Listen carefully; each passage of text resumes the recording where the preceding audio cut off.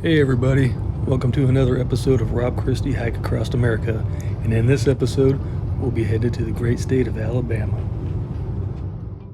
We'll be exploring one of the largest natural bridges in the state, as well as one of the smallest cities. And we'll also take a stop at one of the most creative places I've ever seen in my life. And if we got time, we're going to see a few alligators as well. Come join us as we explore Alabama. So just got off work about 10 minutes ago, had to rush straight home, pack our stuff up, and we were out the door. So we originally had plans to do other things along the way, but there was a bridge out in Memphis, and it set us back about an hour and a half of traffic. So we just went ahead and went on to our second stop, which we got there kind of late because I think they're starting to close, but they let us in anyways. So this place is called Natural Bridge. Runs about $3.50 per person. Well worth the money. And guess what? It has a natural bridge in it. It even is located in a town called Natural Bridge. Coincidence? Yeah, probably is. And surprisingly, it's wheelchair accessible for the most part. There is a trail that goes around the park that you wouldn't be able to do, but you can get up to the bridge via hard gravel, but still accessible.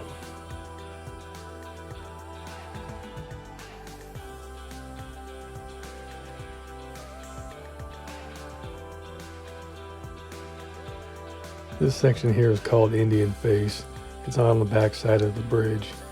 I don't get why they called it that. We couldn't see a face in the rocks or any drawings like that would give you reason to call it Indian Face, but it is what it is. It started raining at this point, but it was really cool because it was so hot that the rain actually made some steam come up off the ground. It really made a neat effect. As you might have heard, Christy actually kind of got excited about this one, which is rare because she doesn't normally like these kind of things. She did say this was the best natural bridge she's ever seen.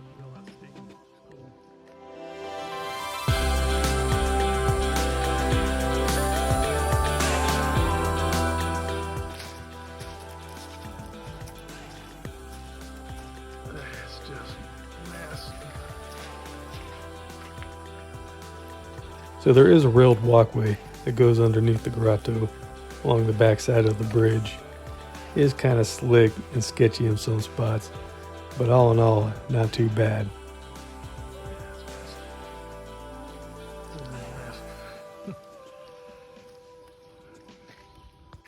So this is obviously one of those places that you won't be able to get into with a wheelchair, but on the lower level of the grotto, there is a platform where you could park your wheelchair.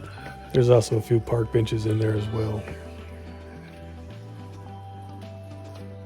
So come to find out that this is actually the longest natural bridge east of the Rocky Mountains at 148 feet long and 60 feet tall.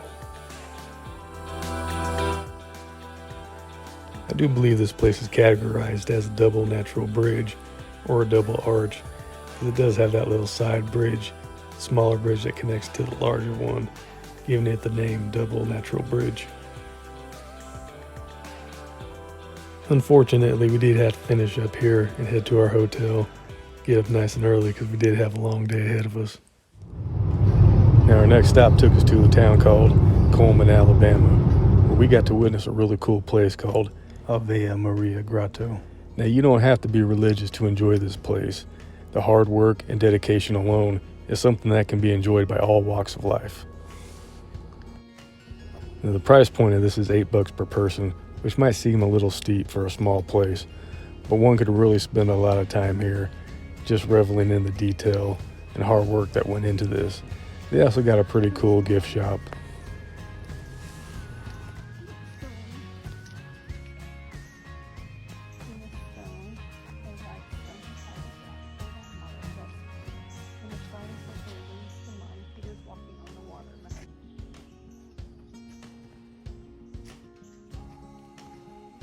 This place does have a paved sidewalk that goes all the way through with no steps, so it is very wheelchair accessible.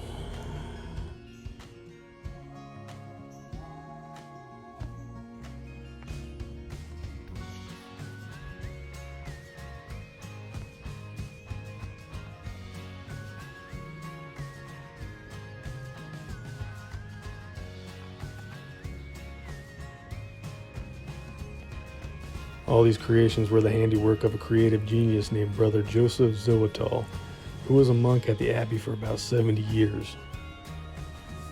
The construction of this place went on from 1912 to 1958. When Joseph completed his final miniature, he was 80 years old.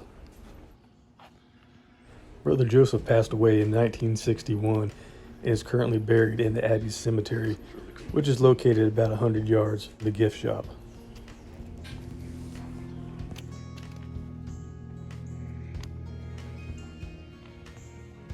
The camera just doesn't do it any justice.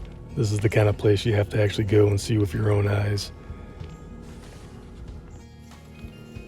Most of these little structures are made out of concrete, and they're sitting on giant pumice stone, kind of like a coral reef. They're just covered in gems, little tiles, and a lot of seashells as well.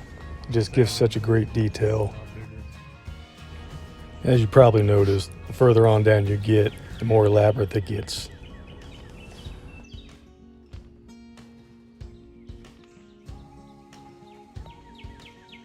And with the birds chirping in the background, it really just adds to the overall enchantment of this place.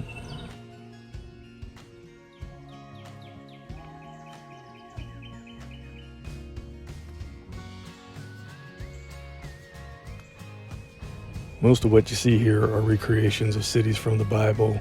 You got Jerusalem, Rome, Bethlehem, as well as other cities that are mentioned in the Bible.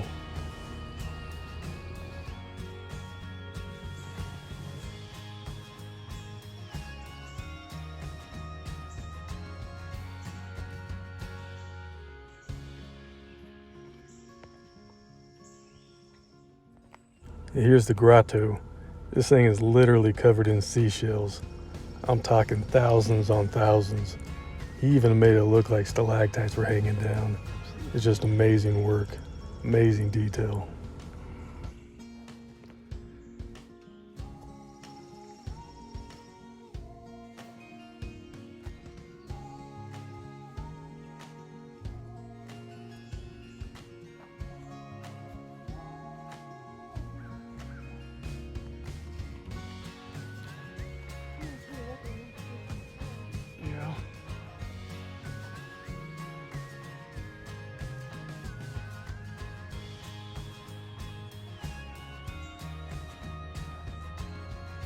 So if you're ever in Coleman, Alabama, this is a definite must.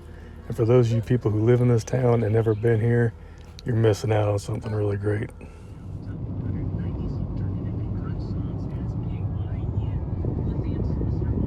One of the most unique parks I've ever been to in my life is located in the town of Montevallo, Alabama. The place is called Orr Park. And by looking at this tree, you can see what makes it so special. And it's free. All these carvings in the park were created by an artist named Tim Tingle, who wanted to do more for the park than just cut down these old trees, so he came up with this ingenious idea.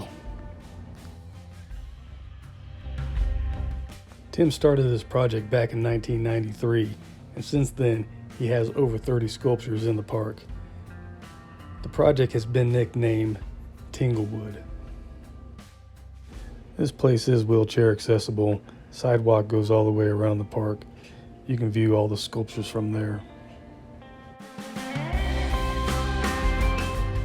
Tim only used damaged or dying trees for his projects, leaving the living ones to grow as part of the living forest.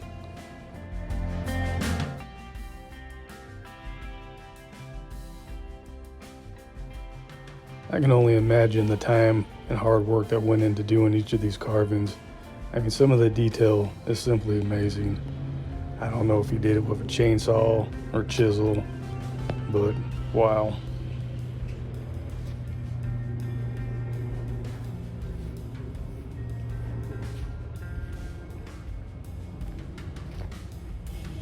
This place was by far one of my favorite stops of the whole trip.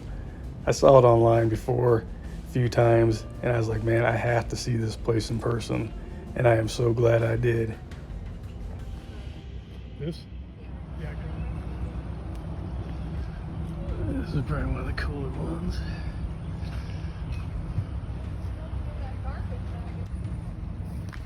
Well, Look, this one's got a squirrel on it. Oh. Not a real squirrel, not a real squirrel. But yeah, I think you're right. I think that's supposed to be a fish eating a snake. Fish? I would have thought a gator. What fish goes and eats a snake? I don't know. It's got scales. It does. And I was just like, it doesn't make sense.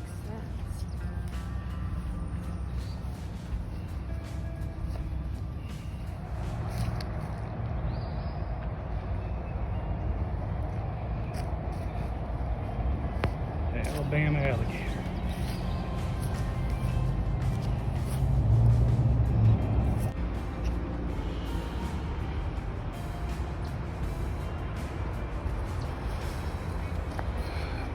Big old grin. Missing a tooth though. I would have done it 2001. Yeah.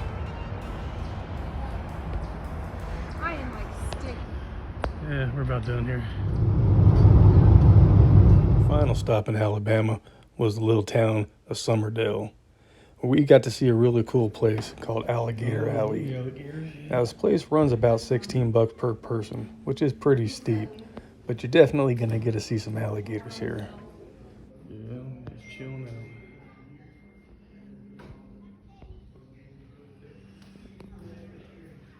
And obviously a tourist trap like this is completely wheelchair accessible. Big old pigs. Oh God. I'm assuming they're not food. Further out ones. They do sell food for the alligators here. It's $5 for a small cup, $20 for a large one. It's fun, and you do get to keep the cup for a souvenir at the end.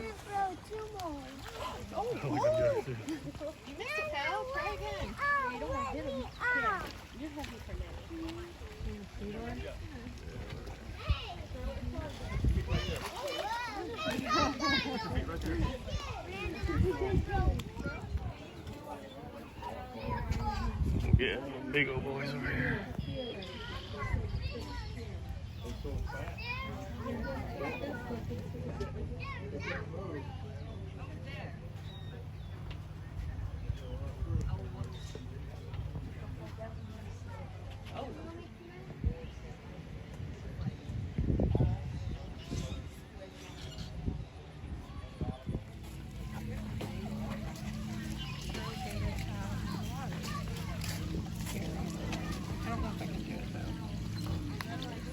There we go.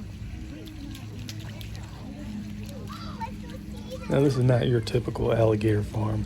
Yeah, they do have a show every couple hours, which we did not see. And they do have pinned alligators that you can throw food in and watch them eat.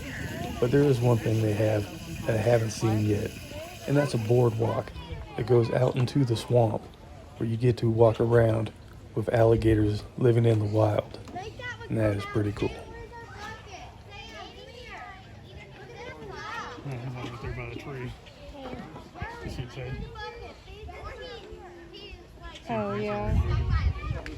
See if I can get him.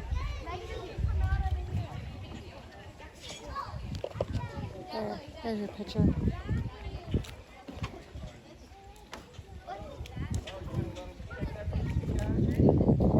This guy just chilling in the water. Yeah, give me a second.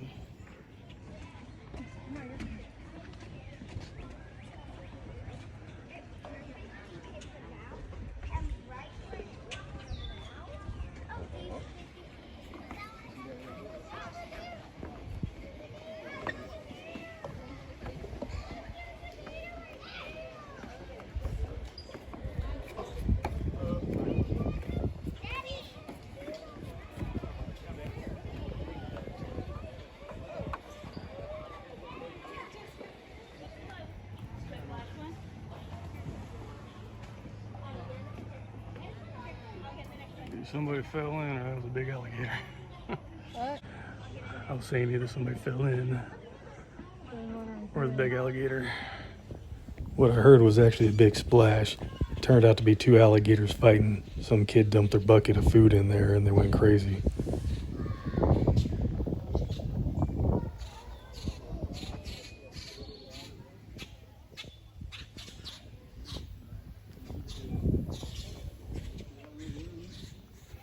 I was really wondering how many people actually drop their phones or their cameras down in there. I mean, can't see them, but I'm sure there's quite a few in there.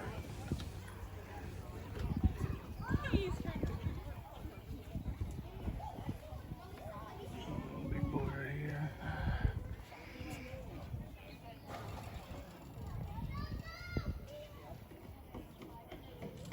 They do have the typical area where you get a hold of baby alligator. Most places would normally charge about $10, but here it's actually included in the price, so it does make that $15 not seem so bad. Oh, you got turtles, Now we're talking. tortoises, tortai. Oh, he's a big boy. Hi, baby. I wonder if that makes them sick getting held like that. Well, that's why they wanted you to sanitize. As a bonus, they do have a pretty good reptile area at the end. You got some big snakes here, some big lizards, and some tortoises, a bunch of little turtles as well. There you go. There you But this does conclude our Alabama trip. Hope you guys enjoyed it. If you did, like, share, subscribe. We will have some new videos up soon. One for Florida, one for Mississippi as well. You can look back for older videos too. Until next time.